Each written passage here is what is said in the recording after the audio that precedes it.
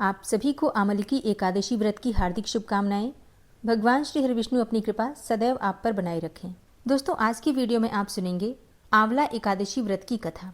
पौराणिक कथाओं के अनुसार जब भगवान श्री हरिविष्णु ने अपने नाभि कमल से भगवान ब्रह्मा जी की रचना की तो ब्रह्मा जी के मन में ये विचार आया कि मेरी उत्पत्ति कैसे हुई। उन्होंने इस प्रश्न का उत्तर जानने के लिए बड़ी कठोर तपस्या की। तपस्या से जब भगवान श्री हरिविष्णु प्रसन्न हुए तो भगवान श्री हरिविष्णु ब्रह्मा जी के सम्मुख प्रकट हुए। उन्हें देखकर ब्रह्मा जी रोने लगे और ब्रह्मा जी के आंसू भगवान श्री हरिविष्णु के चरणों में गिर रहे थे। ब्रह्मा जी की ऐसी भावना देखकर भगवान श्री हरिविष्णु अत्यंत प्रसन्न हुए और ब्रह्मा जी के इन्हीं आंसुओं से आंवले के वृक्ष की उत्पत्ति हुई और इसलिए आंवले के वृक्ष को अत्यंत ही श्रेष्ठ माना जाता है और भगवान श्री हरिविष्णु का इस वृक्ष में वास माना जाता है।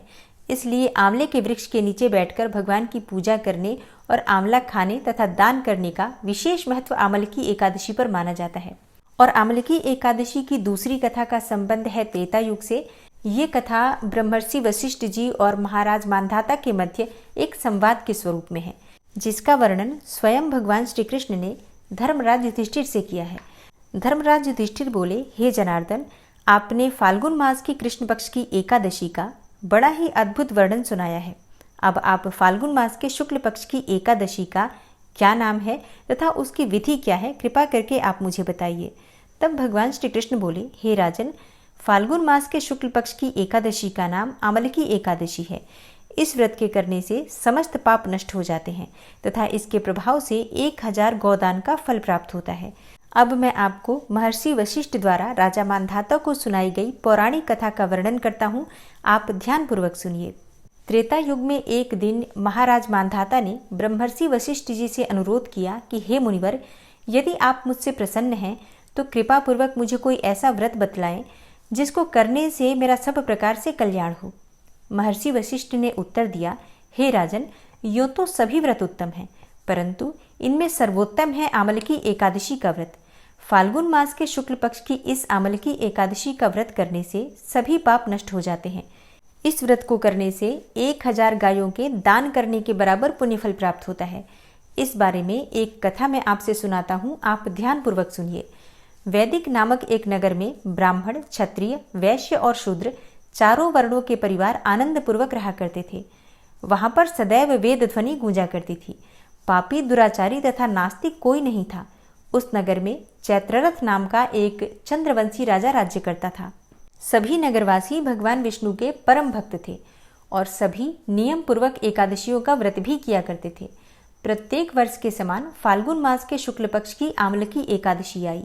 उस दिन राजा, प्रजा तथा बाल वृद्ध सबने हर्षपूर्वक व्रत किया।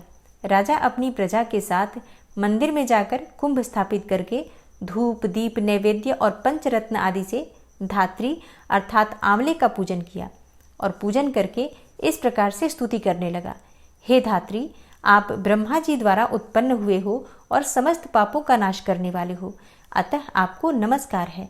अब आप मेरा अर्घ्य स्वीकार करें। आप रामचंद्र जी द्वारा सम्मानित हो। मैं आपसे प्रार्थना करता हूँ कि आप मेरे समस्त पापों को समूल नष्ट करें। उस मंदिर में सबने रात्रि को जागरण किया। रात के समय वहां पर एक बहेलिया आया जो अत्यंत पापी और दुराचारी था। वह अपने कुटुंब का पालन जीव हिंसा करके किया करता था। उस दिन उसे कोई शिकार नहीं मिला, अतः निराहार रहना पड़ा। भूख तथा प्यास से अत्यंत व्याकुल होकर वह बहेलिया मंदिर के एक कोने में बैठ गया और विष्णु भगवान तथा एकादशी महात्म्य की कथा सुनने लगा। और इस प्रकार अन्य मनुष्यों की भांति उसने भी सारी रात जागकर ही बिताई। प्रातःकाल घर आकर उसने भोजन किया। कुछ समय के बाद उस बहेलिये की मृत्यु हो गई। आमलकी एकादशी का व्रत और जागरण करने के कारण अगले जन्म में उस बहेलिये ने राजा चित्ररथ के घर जन्म लिया। उसका नाम वसुरथ रखा गया। युवा होने पर वह चतुरंगिणी सेना तथा धन धान्य से युक्त होकर 10,000 ग्रामों का पालन करने लगा। वह तेज में सूर्य के समान, कांति में चंद्रमा के समान, वीरता में भगवान विष्णु के समान तथा क्षमा में पृथ्वी के समान था। वह अत्यंत धार्मिक, सत्यवादी, कर्मवीर एवं विष्णु भक्त राजा बना। प्रजा का समान भाव से पालन, यज्ञ करना तथा दान देना उसका नित्य का कर्तव्य था। एक दिन राजा वसुरथ शिकार खेलने के लिए वन गया। दैव योग से वह मार्ग भूल गया और रात्रि हो जाने पर उसी वन में एक वृक्ष के नीचे सो गया। थोड़ी देर के बाद वहां पर पहाड़ी म्लेच्छ आए और राजा को अकेला देखकर मारो मारो की आवाज लगाते हुए वसूरत की ओर दौड़े।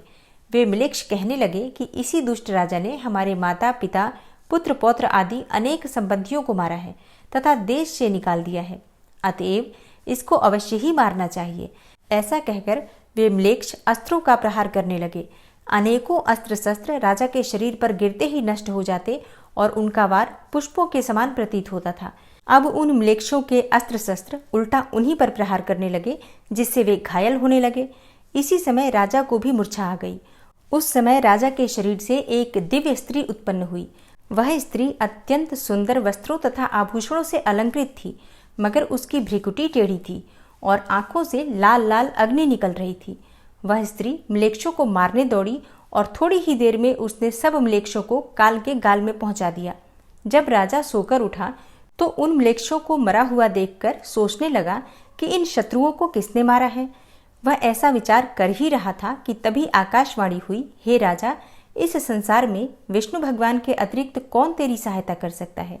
इस आकाशवाणी को सुनकर राजा अपने नगर को चला आया और सुखपूर्वक राज्य करने लगा।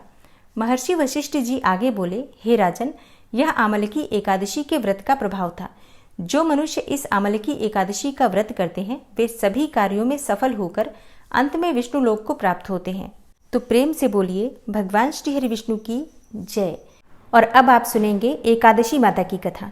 एकादशी का व्रत एकादशी माता की कथा सुने बिना अधूरा ही माना जाता है, इसलिए पूरे श्रद्धा भाव से एकादशी माता की कथा भी जरूर सुननी चाहिए। एकादशी माता की कथा के अनुसार मुर नामक एक दैत्य था। रावण और कंस की तरह वो भी बड़ा आतंक मचाता था और स्वर्ग में देवों सहित सभी को पीड़ा देता था। सब लोग उससे रक्षा मांगकर श्रीमन नारायण की शरण में गए। भगवान ने कहा, मैं उसे संभालता हूँ, तुम चिंता मत करो। सभी देवताओं को आश्वासन देकर भगवान मुर के साथ युद्ध करने लगे, लेकिन अपनी सारी शारीरिक शक्ति लगाकर भी भगवान विष्णु कुछ नहीं कर सके। भगवान को युद्ध के मैदान से पलायन करना पड़ा। तब वे हिमालय की एक गुफा में जाकर छुप गए। मुर भी उनका पीछा करते हुए वहीं पहुंच गया। भगवान ने ध्यान करना शुरू किया और उनके मन से एक शक्ति उत्पन्न की, उनकी मानसिक शक्ति, और इस शक्ति ने बाहर आकर मुर को अपनी तलवार से मार डाला। हम जानते हैं कि शरीर में 10 इंद्रियां हैं, 5 ज्ञानेंद्रिय और 5 कर्मेंद्रिय। 11वीं इंद्रिय है मन। संस्कृत में एकादशी का अर्थ है 11। चूंकि यह देवी उनके मन अर्थात भगवान की 11वीं इंद्रिय से निकली थी, इसलिए भगवान ने उन्हें एकादशी के नाम से पुकारा। एकादशी माता की उत्पत्ति का दिन उनके नाम से ही जाना जाने लगा। माता एकादशी के अंतिम चरण के दौरान उत्पन्न हुई थी, इसलिए इसे जयंती कहते हैं, और उन्होंने द्वादशी के पहले चरण के दौरान दैत्य को मार डाला था, इसे स्मरंती कहते हैं। अब एकादशी के दिन व्रत क्यों करना चाहिए, भोजन क्यों नहीं करना चाहिए, तो इस बारे में भगवान ने घोषणा की कि एकादशी के दौरान देवी के इस महान कार्य के कारण पूरे जगत में कोई भी पाप नहीं रहेगा। लेकिन पाप तो पहले से ही है। जब उसने यह सुना तो पाप पुरुष आश्रय की तलाश में इधर उधर भागने लगा। एकादशी के दौरान वह कहाँ रहेगा। वह जहां भी गया सभी ने उसे आश्रय देने से इनकार कर दिया। तब अंत में भोजन अर्थात अन्न एकादशी के दौरान उसे आश्रय देने के लिए सहमत हो गया। इसके बारे में एक श्लोक है, यानि कानि च पापानि ब्रह्महत्यादिकानि च अन्नमाश्रित्य सर्वाणि तिष्ठन्ति हरिवासरे अघम स केवलम भुंक्ते यो भुंक्ते हरिवासरे।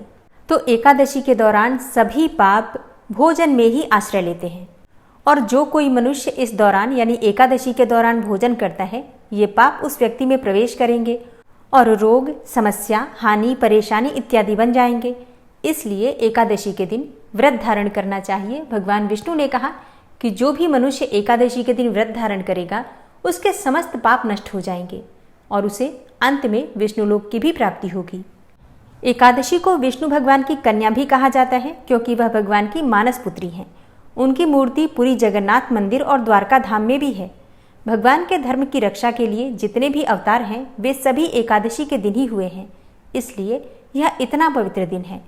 एकादशी व्रत का प्रभाव बताते हुए भगवान श्री कृष्ण ने धर्मराज युधिष्ठिर से कहा, गालव मुनि का भद्रशील नाम का एक पुत्र था। भद्रशील ने छोटी उम्र से ही एकादशी व्रत का पालन करना शुरू कर दिया। मुनि ने उन्हें ऐसा करने के लिए कभी नहीं कहा था। एक बार मुनि ने भद्रशील से पूछा कि उन्हें इस व्रत को करने को किसने कहा है। भद्रशील ने कहा कि मैं तो कई जन्मों से एकादशी का व्रत करता आ रहा हूँ। आमतौर पर किसी को भी अपना पिछला जन्म याद नहीं रहता।